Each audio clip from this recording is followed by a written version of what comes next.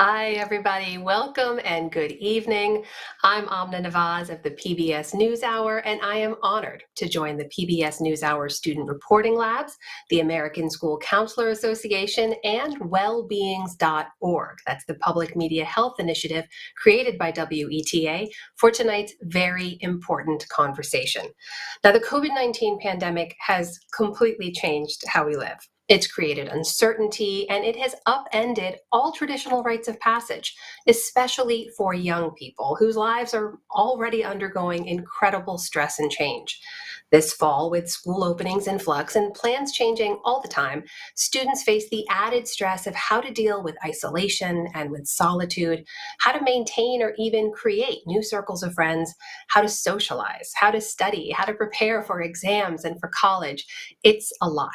And at the same time, they're facing fears about their family's health, about job losses, about financial worries, and of course, about their own future.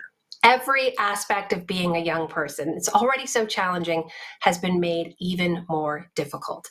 Today's youth, however, are also facing this pandemic and its impact head on in inspiring ways. They're creating social content and journalism, and they're figuring out ways to help each other. Tonight, I am so excited to introduce you to two awesome students who are going to be sharing their own stories and their insights with us, Bridget Aduadier of Virginia and Irving Oliver of South Carolina. Now, Bridget is a senior at T.C. Williams High School in Alexandria, Virginia, and she's a Student Reporting Labs fellow. Hi, Bridget, how are you tonight? Hi, Amna. I'm feeling really good about this panel, and thank you for having me. I'm excited. Thank you. Thank you so much for being here. We're going to hear a lot more from you in a minute. Irving is also with us. He's a sophomore at Legacy Early College Charter School in Greenville, South Carolina. Irving, how are you tonight? I'm doing great, Amna. I'm excited to be here, and I'm excited to represent my colleagues or my peers. Well, we're excited to hear more from you. We are also joined by adolescent psychologist Dr. Lisa Damour. She's the author of Under Pressure and Untangled, as well as a contributing columnist for the New York Times. Hi, Dr. Damour. Thanks for being here. Hi, thank you so much for having me. I'm delighted to be here. We are very, very happy you're here with us. And finally with us tonight is Laura Ross. She's a school counselor at Five Forks Middle School in Lawrenceville, Georgia, and she is the 2020 School Counselor of the Year, awarded by the American School Counselor Association. Laura, congratulations on that incredible honor, and thank you so much for being with us tonight. Thank you so much, Amna. I'm very excited to be here as we all talk to support our students during this time. Such an important conversation. We're so excited you guys are here, and we're so excited all of you are joining us as well. Remember, throughout tonight's conversation, we're going to have mental health advisors and staff from wellbeings.org answering all of your questions in the live chat. So please join us there anytime. And we're also going to be providing information on how you can access assistance if you need it for yourself or for someone you love. But let's jump right into the conversations, and let's start by hearing from some teenagers from across the country about what it is they're experiencing right now. As part of the Student Reporting Lab's Back to School project, hundreds of teens have been recording video diaries documenting this very strange school year as it begins. Let's hear from them now. This is it, school year 2020. We're living literally in a history book right now, like school, opening in the middle of a pandemic. I remember when I was little, my parents would ask me if I was excited for the new school year, and I'd always respond with, well, I don't like school, but at least I can see my friends. And now I can't even have that. As opposed to being in the classroom and having that physical interaction, I'm in my room, alone, just me, with my bed right there, and I might get the urge to just be like, well, maybe I should just go hop in that bed and go to sleep, but you can't do that. My online experience hasn't been terrible, just boring. If I could sum it up in a color, it'd be beige. Going through 3 years of marching band, you're looking forward to being a senior. When you're playing by yourself, it does feel a little bit weird. The internet doesn't work, the service doesn't work, so I can't really access my grades, my Zoom, I can't do anything. My school year has been so weird so far. We wear masks every day, one-way hallways, one-way stairwells, really weird lunch seating that, in my opinion, is not social distancing. Being in that school setting again is so nice. Oh God, I can't believe I just said that. You don't get the same social interactions as you usually do going all traditional because there's, I don't know, 6 people in every class. I wish my parents understood how difficult it is for us kids these days and how much we are going through. They think we have a perfect life and we shouldn't stress about anything. I can't even imagine how difficult it is for the teachers right now. So I hope people just try to empathize with us and just realize that we're all very stressed out and confused right now. This year I happen to be worried a lot. I hope COVID-19 never happen again. I really hope they find the vaccine soon because I just miss my old life. So yeah.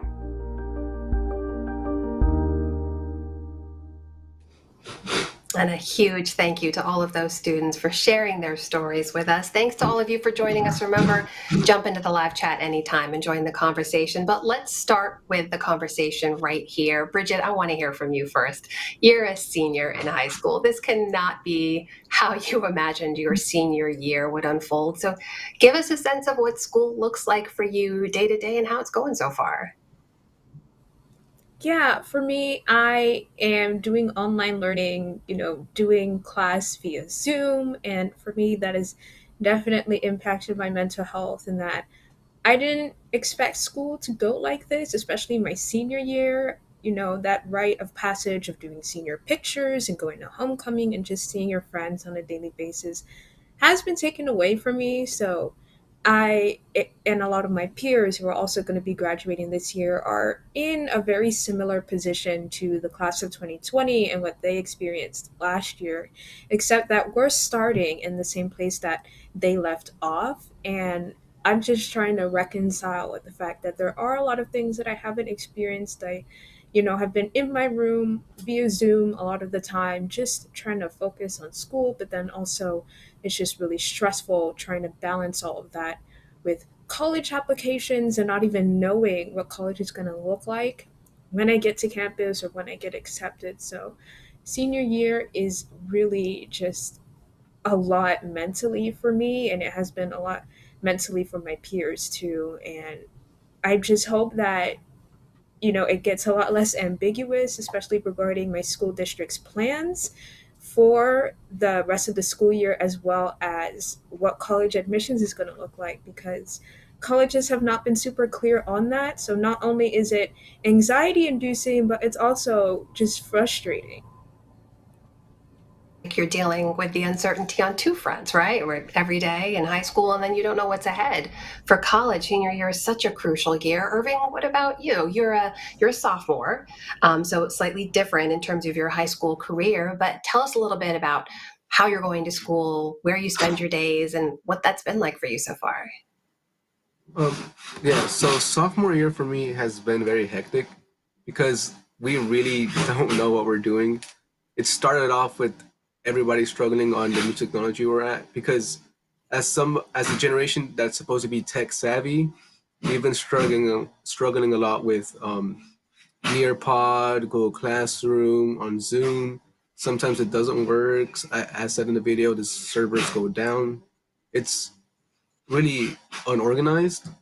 And it also is harder, like as a sophomore myself who doesn't have difficult classes, learning in Zoom is tough. I'm an auditory learner, so I learn better as I hear.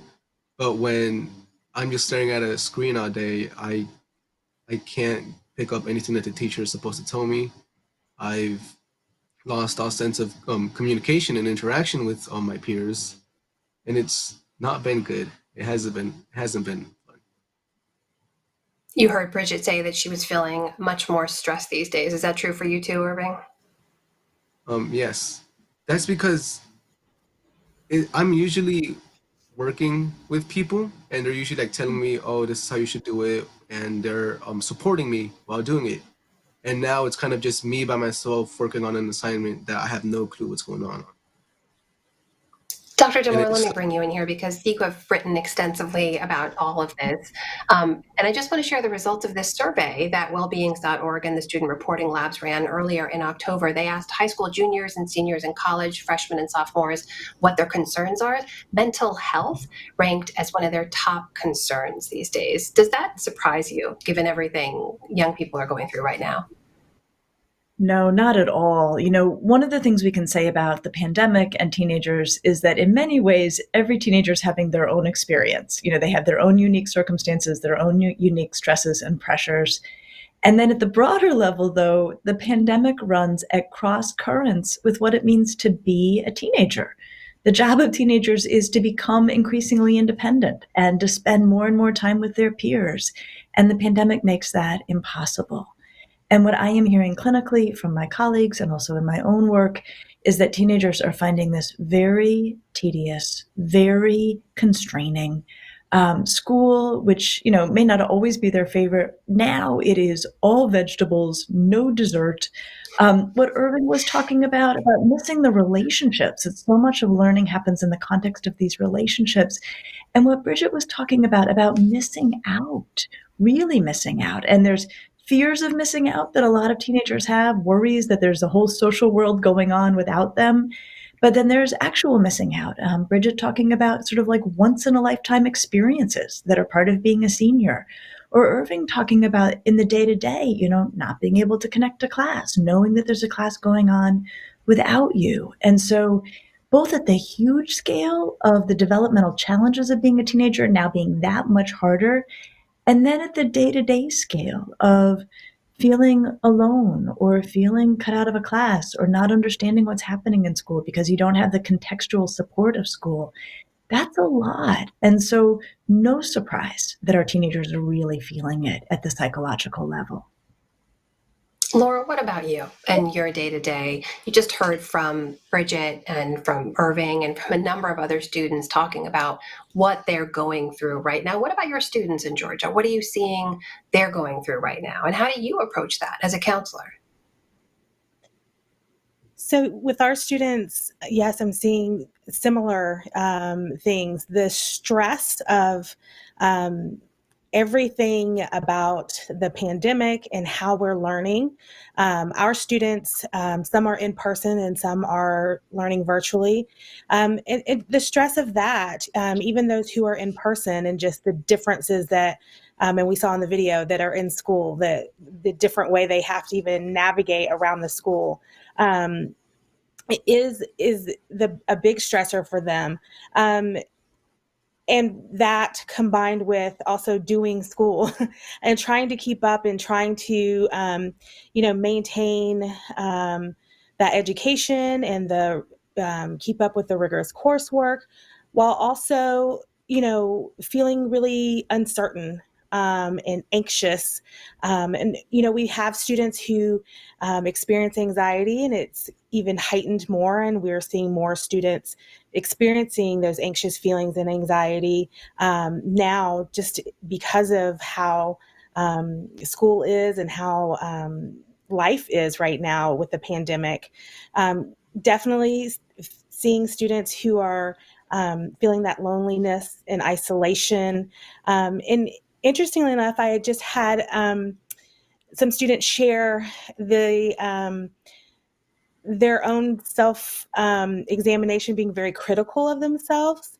And that's been a thing that a lot of our students are dealing with as well, where they shared normally in person, they might be comparing themselves to peers, but really being isolated from peers, it's even more damaging to them because they're sort of picking themselves apart of, this is what's wrong and this is what needs to be improved about me. So they're really looking at body image and their abilities and being very self-critical while also trying to do school and figure out how to be social as much as possible during this time. So it's really the similar things that we've seen in the video and that all these other students are experiencing.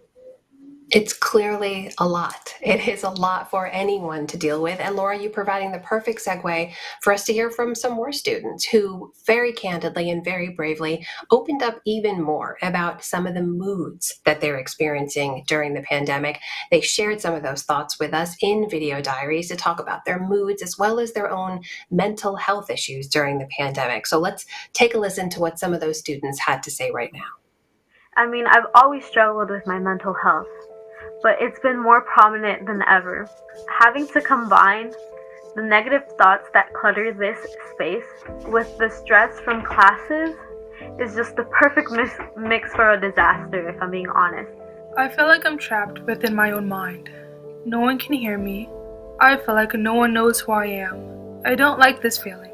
Freshman year is something that's always given me anxiety, so not having a social life honestly isn't that horrible for a more introverted person such as myself.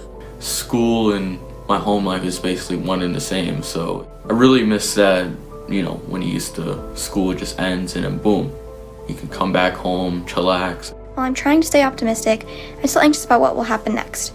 I plan to go to school a few days a week in October for a hybrid learning situation, but things change so fast that I honestly don't know what will happen. You never really realize how long a day is until you go back to school again and you're wearing a face mask and you can barely talk to anyone and it's just you and your brain, and it's pretty rough. I struggle with anxiety and depression, and I do suffer with mental health issues.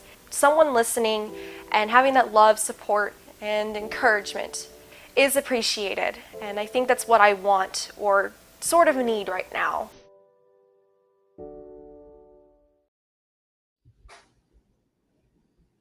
Everyone out there for speaking up and speaking out, being so brave to talk about what they're going through right now. We have incredible panelists here who are doing exactly the same thing. And Irving, let's turn to you. When you hear your fellow students talking about what it is they're going through, what they're feeling right now, can you relate to anything you just heard? Yes, I can. As an introvert myself, I've never really been such a social person, except I've realized that I do miss social interaction a lot now, because I've always been in my little bubble, and now that I'm in here, I've been in here too long. I've been like trying to talk to people now. It's gotten to a point where it's not fun. I'm sad all the time. I get bummed out in the middle of singing songs or in the middle of homework. I just feel sad. I feel like I'm not doing good enough. As I said earlier, I'm not critical of myself, but I feel like everything I'm doing doesn't amount to what I should be doing. I feel that I can do better, but at the same time, I'm doing my best. So just being isolated and having nobody there to talk to me or to be with me is just slowly making my mood go down.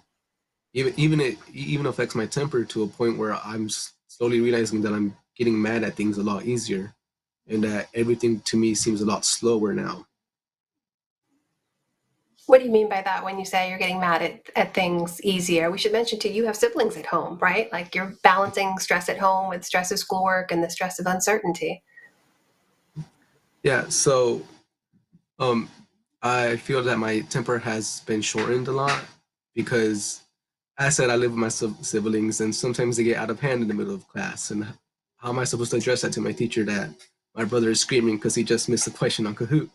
So it's kind of difficult because I feel like the slow classes, the slow pace of everything that is currently happening is getting to my head to where I want everything to be fast. If my brother doesn't get quiet fast enough, I just look at him and I just scream because I'm frustrated at this point. Bridget, what about you? You mentioned you feel like your mental health has suffered as a result of all the stress you're under. In what ways have you seen that happen?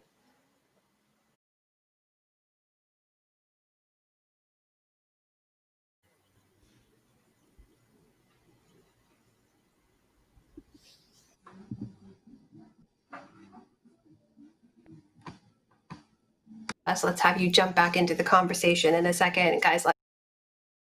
But in the meantime, Laura Ross, let me turn to you because I have to tell you, hearing from those students there's some really disturbing, worrying language being used. And that's regardless of whether students are still learning totally remotely or they're back in school. How do you approach that? As someone who's meant to be there for these students when they're there in school, how do you do that when you don't even get to see them every day?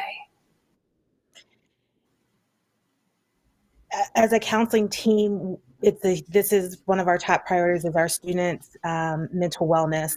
And we want to make sure we're getting information to all of our students. Our very first lesson for all of our students in person and who are learning digitally is talking about stressors and how to deal with those stressors and strategies to help you face those stressors.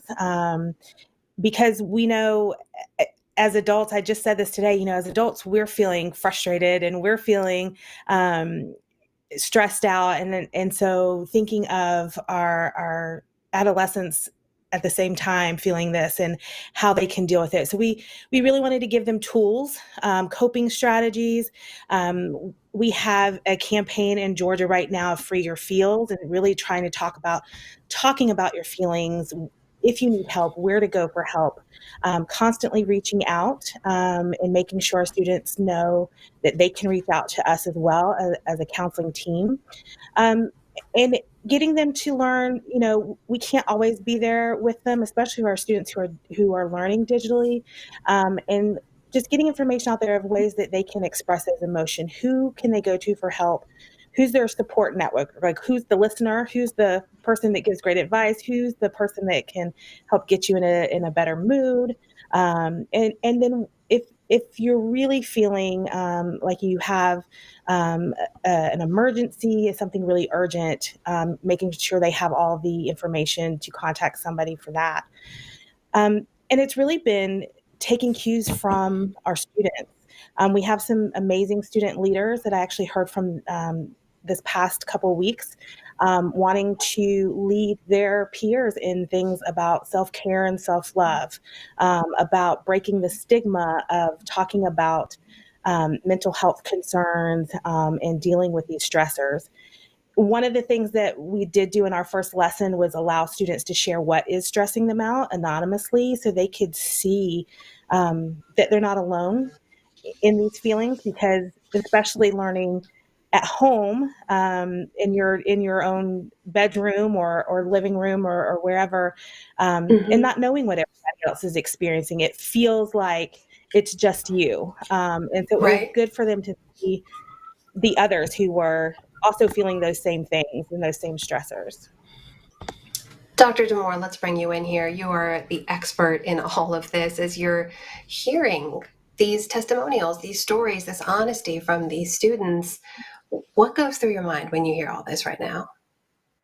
Well, just thinking about what Irving was saying, I mean, teenagers feel really fragile. This is incredibly wearing. Their patience is thin. I think they're often sad and also angry, really frustrated about what is being asked of them. And sometimes that anger comes out, as Irving mentioned with regard to his siblings.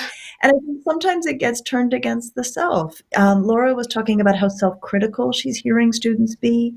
And when I hear about that, and I've heard it as well, I think, there's a lot of frustration and they don't always know where to point it. And especially really well-behaved teenagers are probably going to point it in against themselves. And we have to be mindful of that.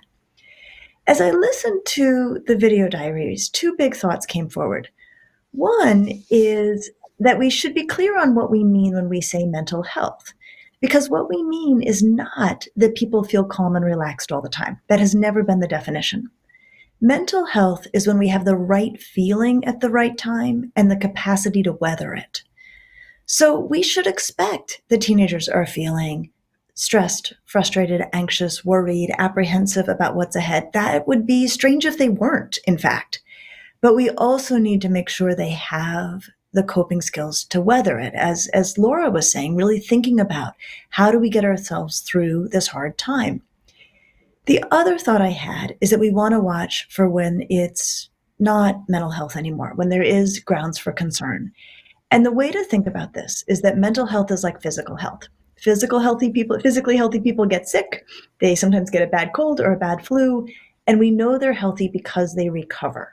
The same is true in mental health. Mentally healthy people can become deeply upset or very angry, and we know they're mentally healthy because they move through that feeling and recover.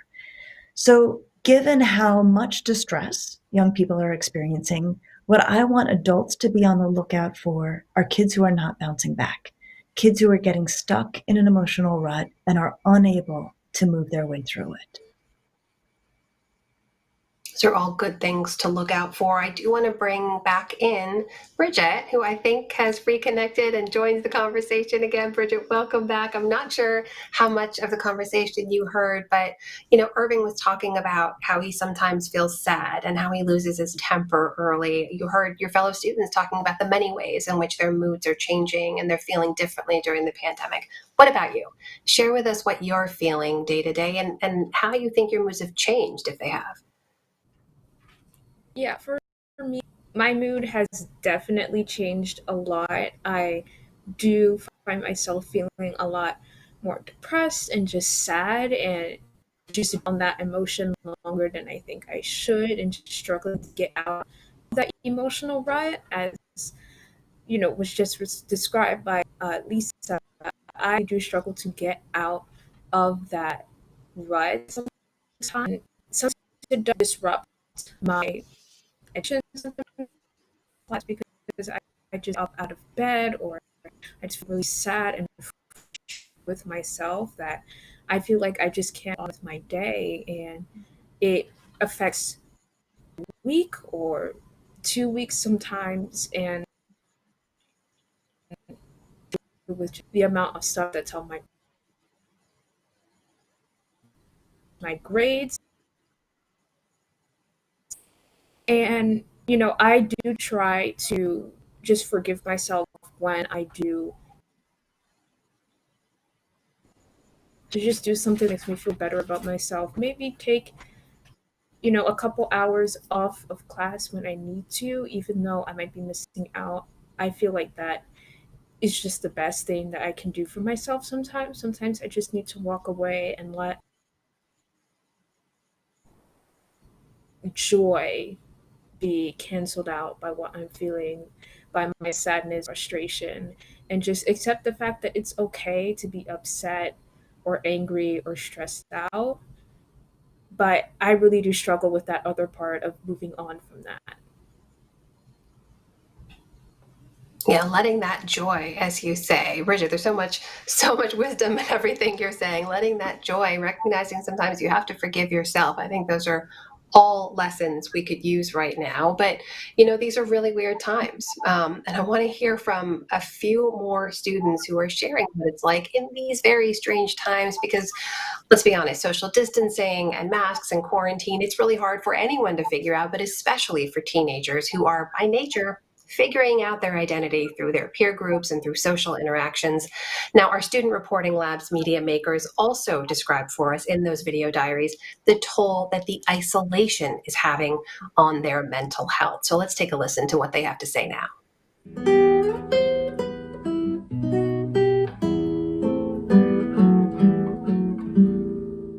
My social life has sort of disappeared.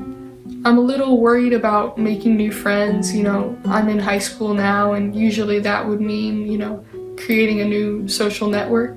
I'm an 11th grader currently attending Royal Oak High School. I'm not currently attending, I'm currently attending my house, as many of you guys can relate to. Us teenagers, we need social interaction. With this scenario, we're doing the best we can, but it's just not looking good for us emotionally and stably for our health. And my biggest challenge with COVID and online school would probably be the loss of just like the fun traditions you get in high school, and especially with your senior year, like prom and like football games and stuff. And now I just like sit in my house and stare at my computer, and it feels really isolating and sad to me. And I also miss my teachers. And it's almost awkward now in the Zoom meetings because it's always like everyone's on mute, it's silent, and then when the teacher asks a question, it's still silent. Like, I'm sure kids know the answer. Sometimes I know the answer, but it's like, do I unmute? Or is someone else gonna unmute? And it's awkward. My social life has tanked since the pandemic started. My grandmother prefers to be alone, and my mom is always at work. My friendships have been hard to keep up because we're all busy with schoolwork, jobs. I'm hopeful that everyone can find a way to heal no matter how bad your circumstances. I think those are things a lot of us can relate to right now. But Irving, let's pick up where your fellow students left off. Do you remember what your social life was like before the pandemic? What does social interaction look like for you today? My stance on my social life has been greatly opened, if I will say, if that makes sense. I used to be the type of kid who had like a few friends and I barely talked to them. I was really distant. And even now, I still believe that I'm distant. But I have realized that social interaction is really important for me mentally and just physically sometimes. Um, because in the quarantine, we have no other choice but to use our internet or our data to um, communicate with each other. Except I'm not the type of person to check my phone and answer as soon as I can. I am usually very busy, and with that, I started to lose friendships. I hadn't talked to my friends in like weeks. I would text them like once every 3 days, so it wouldn't be much of a friendship at that point. And it's funny because we made a group chat with all of us after COVID, or even before COVID, it was on there, and we were just and it's strange now for one of us to text in there because it's like, whoa, you're alive, you're here. We hadn't been talking to each other at that point, so we're just all longing for each other, not in any sort of weird way, but we all just want to talk to each other and hang out. Bridget, what about you? And I know, speaking of staying connected, sometimes our internet connections come in and out. So, Bridget, hope you're still with us out there. But what does social life look like for you? Are you having trouble staying in touch with your friends? Do you feel more isolated than you used to? I definitely feel a lot more isolated than I used to. Uh, and the way I reacted to that was by getting a job during the pandemic, just because I just needed out of the house. And, even though I took the proper precautions with wearing a mask, I still did worry about being exposed, but I just felt like I needed to take that risk for my mental health by being out and working with other people and just being in a store setting where I could be outside, be by myself to reflect without having to worry about my younger siblings or my parents, or being in this my room. Just being through Zoom meetings definitely has an impact on my mental health. I get really bored and I just get too much like a homebody, especially since I'm an introvert. I am really susceptible to just staying indoors for months on end without really stimulating myself socially. And for me, I do try to keep up with my friends. I have group chats, which have been my saving grace through online school and through the summer. I still keep in contact with my friends so I can check in with them, which is really important for me right now since I don't see any of my friends face to face anymore. I haven't in months. So just having group chats and FaceTimes and video calls with my friends has really just reminded me that there are people out there in the world that I could have met face to face had this all not happened, and I still can have a social life if I try to put the effort in and try to keep close of those relationships, because they're really easy to just let go of, and you just forget to call people, or you forget to follow up with people after being at home and just only having to worry about yourself and not having to go out and meet people. It's really easy to lose out on those relationships. But if anything, I have learned the most from this pandemic that relationships are really important. Though I like to think of myself as an introvert, I still want to talk to people and be socially stimulated, and not to the same extent as an extrovert, but I still like to have my friends and those really important conversations where I can connect. She has really helped me on that end. I have to say, I love Bridget and Irving, how both of you are focusing on like what you've learned through the pandemic, the things that it's taught you already about what you need from yourself and from everyone around you. But Laura, Ross, let me bring you in here because I want to share with you one more statistic from that survey I mentioned earlier. Students were asked, have their school administrators either strongly or somewhat adapted to COVID-19, putting students' best interests in mind. And about 64% of students said yes, their schools had responded with their best interests in mind. That's beyond just academics, though, right? So tell me about what goes through your mind as you're hearing about this kind of isolation on a mass scale among your students, right? What do you think about that? So we know that just as human beings, we are wired to have that social connection with each other, and especially in adolescence, that's so important. And for our students at our school, we really focus on connecting with them as the educators in the building and connecting with our students. But I think really it's been finding a place to allow them to connect with each other as best as we can, make up a space for them to be as social as possible. I know some other educators in our building do this, but I actually teach a peer leading class, and we start with, how are you doing? Some sort of check-in, grows and glows of the day or the week, but then also connect with a conversation. We always have a get to know you question. Sometimes it's funny and silly, but just ways for them to just have those social conversations with each other that they're not getting.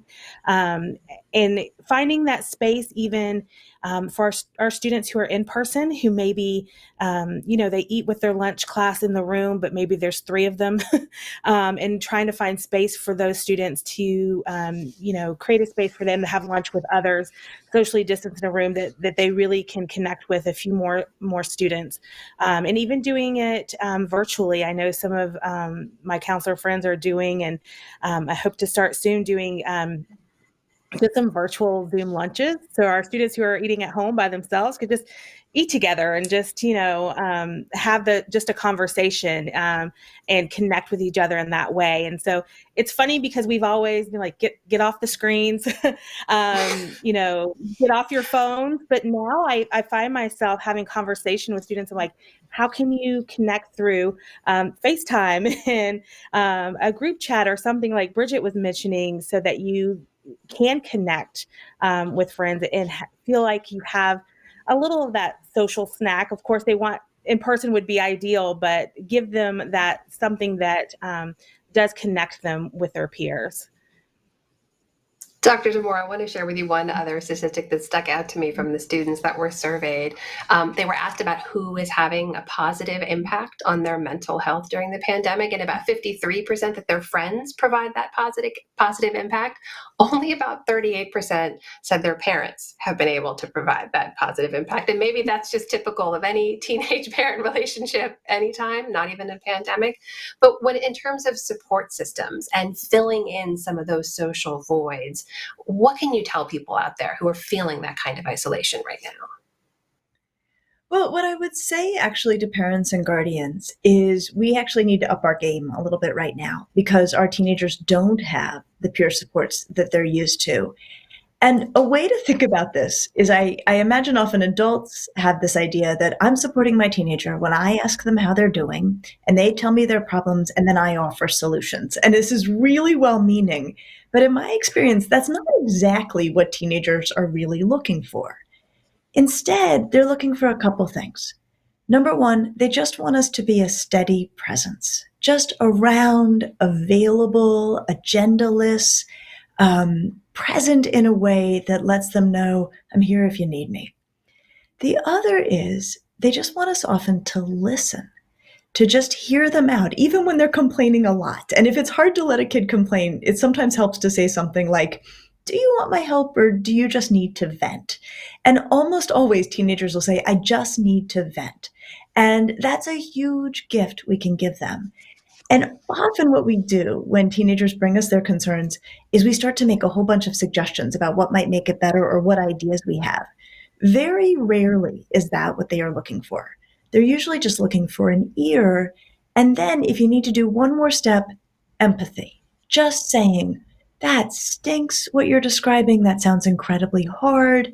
And then you can do one more step, which is you are doing such a good job with this. I am so impressed by how you are handling this hard time, that you are doing school as weird as it is. You are finding ways to stay connected to your friends, even though they're not in your regular traffic pattern.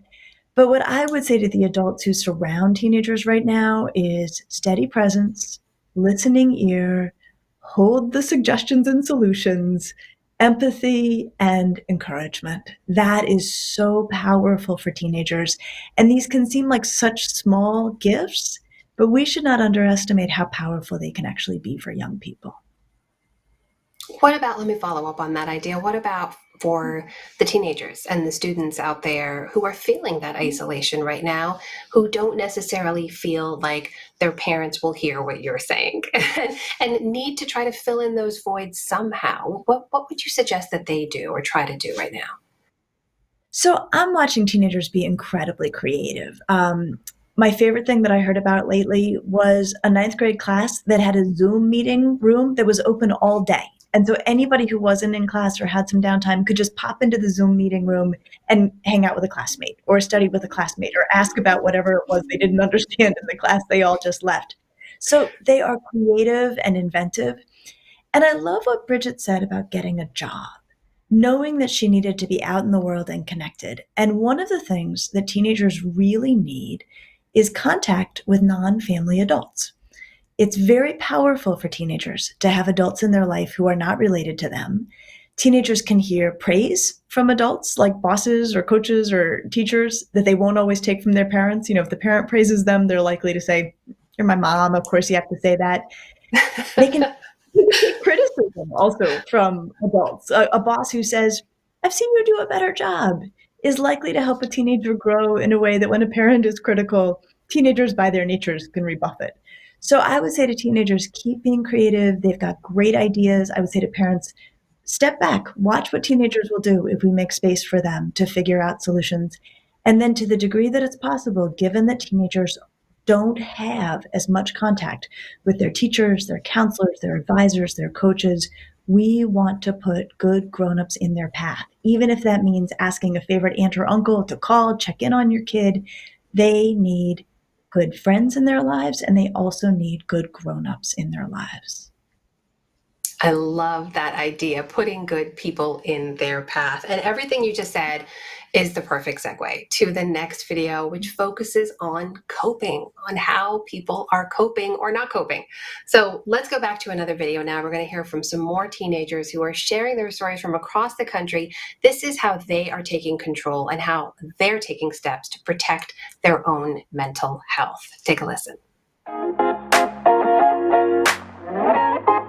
When I feel overwhelmed, I feel like it's important to step away and do something I love, like maybe dance or listen to music or draw or just do pretty much anything to make me keep my sanity, because I believe that mental health is very important in these times. It causes so much, strain on like your brain and your mental capacity and everything.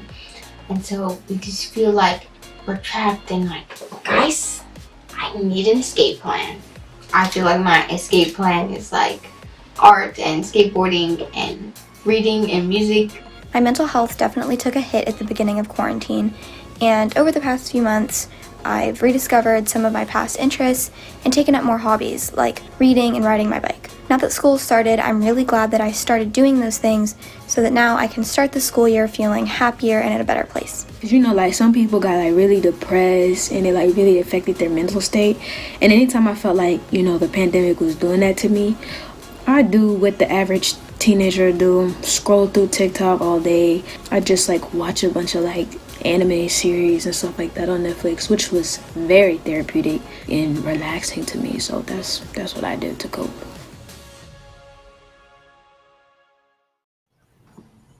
All right, Bridget and Irving, I'm going to come to you first on this because I love what you had to say about the ways that you're taking control of your own well-being right now. Bridget, you talked about going out and getting a job. Irving, you talked about recognizing you needed connections and forming a group chat. Bridget, kick us off here. When you hear what other people are going through, tell us more about when you're in that moment, when you're feeling isolated, when you're feeling frustrated. What do you tell yourself to keep yourself going? What else can you do that you feel like keeps propelling you forward right now? Yeah, a big thing that I do is reach out to my teachers about how I'm feeling. I have a lot of favorite teachers that I've forged connections with over the years through high school who really know me well. And one of the things that they do that I really love is that they have office hours, and I don't necessarily have to talk about classwork or assignments during those office hours. I can just catch up with them, say hi, talk about things that have been on my mind, and just knowing there are teachers and counselors in my corner, since I am very fortunate to have teachers who like me and have known me throughout high school. They're really open to just talking to me and catching up, especially during senior year. Since it is my last year, I do try to take advantage of those teacher relationships that I forge, especially when I feel like, I don't have those typical classroom interactions that we used to have when school was in person, when the teacher would crack a joke, or it would be a fun moment in class where it would just be a lot less stressful and people could just relax a little bit and have fun, or there would be a fun comment to make about something that we were working on for classwork, especially during a group project. All of those things don't really exist via Zoom anymore. People are a lot less personable. Make me feel isolated because I don't have that opportunity to continue those in-person relationships that I used to have. But talking to teachers who have really grown to be my friends has really helped with that sense of isolation, as well as relying on those friend group chats. We really like to talk about how Zoom can be really obnoxious and just really piss us off when we get kicked out of a breakout room, or people don't talk during breakout rooms, because that's a really big thing. In the video, one of the girls talked about how people don't talk during Zoom meetings, but people tend to know the answer, but people just don't talk, and that increases that sense of isolation. But just talk to your friends about those really funny moments, or not so funny, frustrating moments when your internet drops out, like mine just did right now, or just when people aren't being personable via Zoom. It just adds that light in the darkness of isolation. So group chats and teacher meetings are a big one for me. Irving, what about you? Where do you go? What do you do? What do you turn to when you feel like you've had enough? Um, so as you guys can hear now, it's pretty chaotic at my house. There's a lot of working. There's a lot of trains passing by. So the main thing I go to is music. You've heard it in the video. You've heard it everywhere. Music is by far the main thing that's keeping me going. Be it any genre, it can hype me up. It can make me feel soothed. It can get me sad sometimes. Sometimes I listen to sad music during this quarantine because it reminds me of the time when I was sad before quarantine. Or I'd listen to something that would get me hype. My friend of mine, I'm not gonna say his name, but he has gotten me into the Doom OST, which is essentially just rock and heavy metal, and it's amazing to hear something that I used to be so critical of and hate now put me up for class. Like teachers have asked me like, Irving, you're in a good mood. What's going on? And I have to like turn off my music and I have to be like, oh, nothing. I'm just really happy today. But it's in actuality, it's just my music. It's keeping me going as much as my friends would. It's in their steed. Dr. Damour, it's so inspiring to hear these tips from Irving and Bridget and from everyone else. And I'm curious, from your perspective, from an expert perspective, how does this change how we view professional intervention, therapy and counseling, especially in these times when some of those resources can be more difficult to access? Well, we're hearing about how powerfully effective coping can be when teenagers figure it out on their own. And, both Bridget and Irving bring forward incredible examples of what they do to actually boost their mood. And it's important that we not underestimate the power of those small and highly personal things that kids figure out that work for them.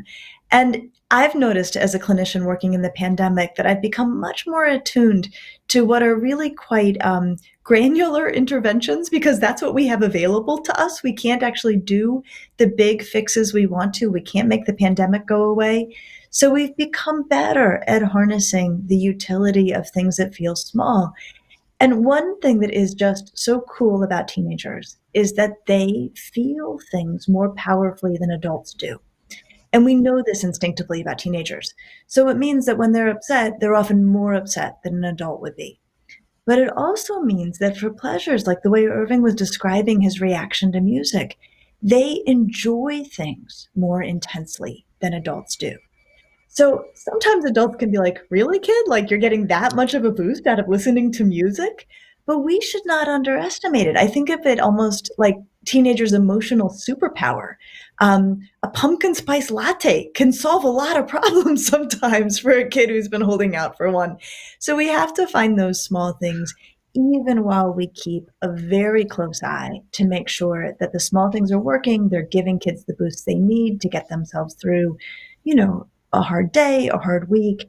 We still want to be very, very observant and make sure that kids are not actually finding themselves in a position where they can't get themselves out of a low mood.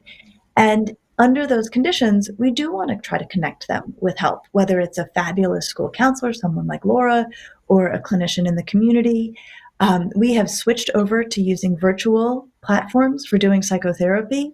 I have to tell you, they work really well. And virtual psychotherapy with teenagers is really interesting because often they're in their bedrooms or they're sort of flopped over in their house. And it's very unguarded and quite wonderful in its way. And so I really have enjoyed seeing that.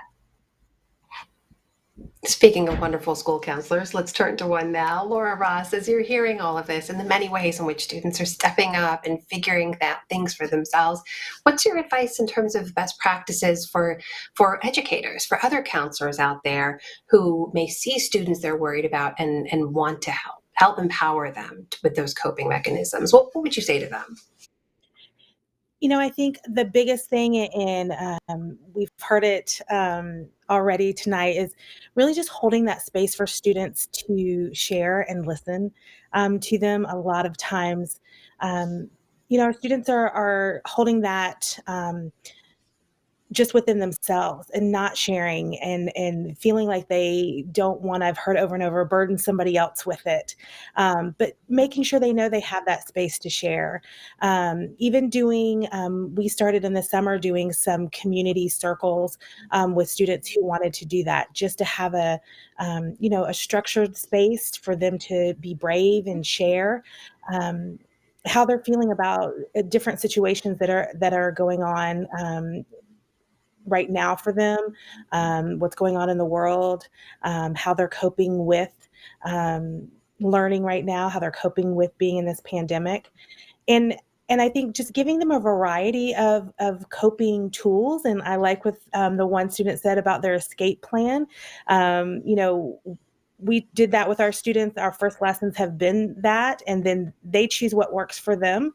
And it might be drawing, it might be writing, it might be movement, it might be music, something visual. So really making sure they know all of that's out there and really normalizing this for our students. One of the things that Irving said earlier that I really thought stood out, and it really describes what a lot of our students are going through, is I feel like I need to do better, but I'm doing my best. And I think they're caught right there.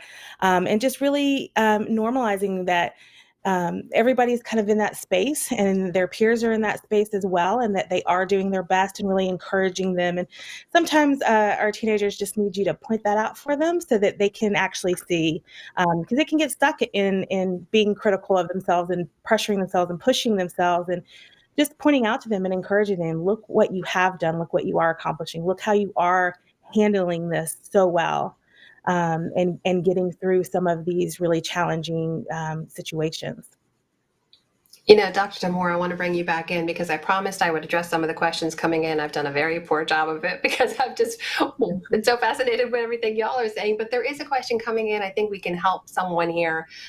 It's a parent asking about her son, and she's asking, how can I help my son to make friends? In this particular case, it's a new house and a new school in the middle of COVID, but really this applies to a lot of families out there. What can parents do right now to help facilitate some of those peer-to-peer bonds? It's hard, but it can be done. Teenagers can socialize safely. Outdoors is terrific. The weather is still holding out in some places. So I would absolutely support them if they want to try to get together with some friends outdoors.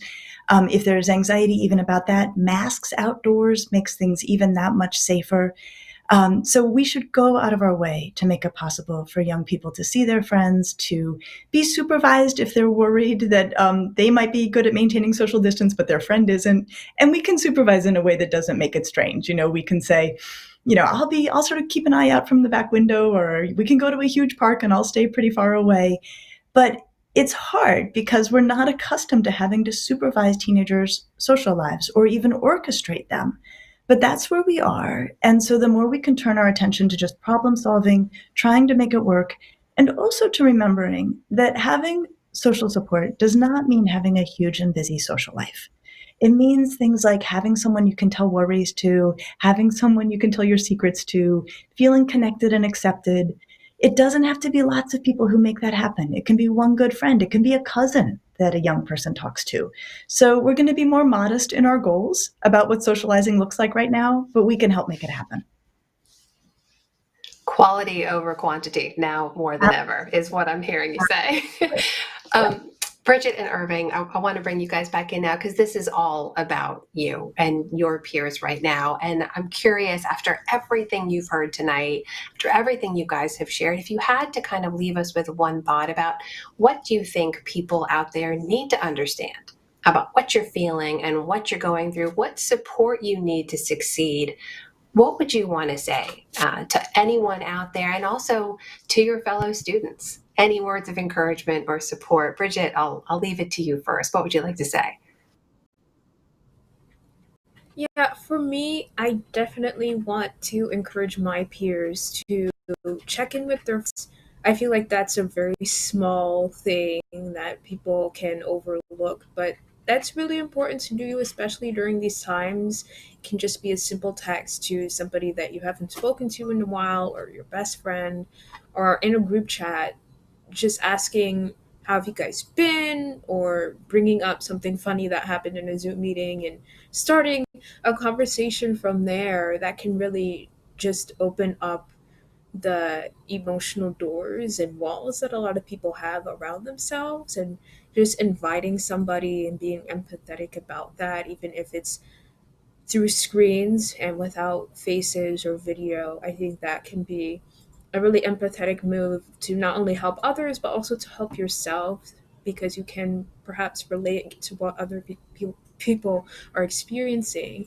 The thing that I suggest is to decide to find a safe, socially distanced hobby that you do outside, so you don't feel like you're holed up, rotting away for months on end in your room and just feeling really confined and isolated, because that can really frustrate a lot of teens, and they end up doing things that they probably shouldn't be doing because they feel so isolated, like not social distancing or being in a large gathering without masks, because they kind of make rash decisions because they felt so isolated for so many months. But regularly allowing yourself to be outside and do a hobby, whether it be a job or just walking to the store or to the park for a 15 or 20-minute walk, really can make a difference. And you can make it spend even with a friend, just to make sure that you're not feeling super isolated and frustrated as a result. So well said, and such amazing tips. And Irving, what about you? What would you want to say to folks out there? What do you want to make sure everyone out there watching understands?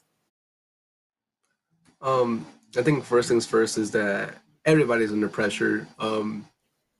even if you're like doubting yourself and you're telling yourself that everything is fine, or you hear people telling you that they're fine, everybody's under pressure, everybody's scared. There's so many like problems going on with the world right now, and COVID has amplified them. And just know that we're all in this together. And it's cliche, and I'm saying a lot of cliche things right now, but we really are all in this together. I have to help each other right now. Um, the second cliche thing I'm going to say is that just keep on doing what you're doing, and to extend your reach and be open-minded. Because I will say I hated music before this pandemic, and now I love it. So just try out new things, and maybe you'll create a new hobby. Maybe you'll make new friends that have the similar hobbies. So I'm just saying, extend your reach and just keep being yourself. And that's all I have to say. For the record, I don't think any of those things are cliche. I think they need to be said all the time now more than ever. Laura Ross, what about you? Parting thoughts from you, and also if there's any resources you'd want to make sure we point people towards if they're looking for help. Yes, I really think listening to our students, listening to our teenagers, and seeing what they need, reaching out to them, making sure they know that there's educators, teachers, counselors, administrators who are there to support, and really just what are those ways that we can really connect with them. Even in starting a classroom, I know starting those Zooms are awkward, but what's something that can help when you start those? Or how can you continue with clubs in schools? That's really a huge way that students can connect, in doing it virtually or in person for those that are there, and providing those connections for them. So really just the lead of our students and our teenagers and what it is that they are experiencing, and what they need from us. They're right now my biggest resource, in knowing what to do, for them during this time. Dr. Damour, what about you? What do you hope people take away from these conversations? I hope that people will take away how incredible teenagers are, how clear-eyed, how precise they are in their ability to describe their experiences. To second what Laura was saying, my experience is if you ask a teenager a straight question, you will get a straight answer. So we ask them, what do you need? What are we doing that's working? What are we doing that's not working? And then in terms of resources for teenagers, I think they know who the grown-ups are who have their back. And what I would want teenagers to know is we are so eager to be of help. We don't always know how. This is our first pandemic too, but we want to support you. We want to get you through it. We see how hard you are working, and we're eager to make this work for you. And I just want to remind everyone out there that this entire initiative, wellbeings.org, the mental health site, there are resources there to help you tackle some of these issues we've all been hearing about and talking about tonight, as well as stories that are shared by other young people. And you can join the conversation there anytime. You can post your own story, use the hashtag wellbeing on all of your social platforms, and join the community. I want to thank all of you out there for joining us tonight. And I especially want to thank this incredible group right here for leading the way on these conversations. Thank you to Bridget Aduwadier, to Irving Oliver, to school counselor Laura Ross, psychologist Lisa Damour, and again, everyone out there for joining the community. Anything you've talked about, heard about, you want to know more about tonight, all of that, plus links and numbers for resources for support, please, please, please just go to wellbeings.org. Our entire conversation is going to be archived there as well. On behalf of the Wellbeings Initiative from WETA, the American School Counselors Association, and the PBS NewsHour Student Reporting Labs, I'm Amna Nawaz of the PBS NewsHour. Thank you so much for being with us. Please stay safe and have a good night.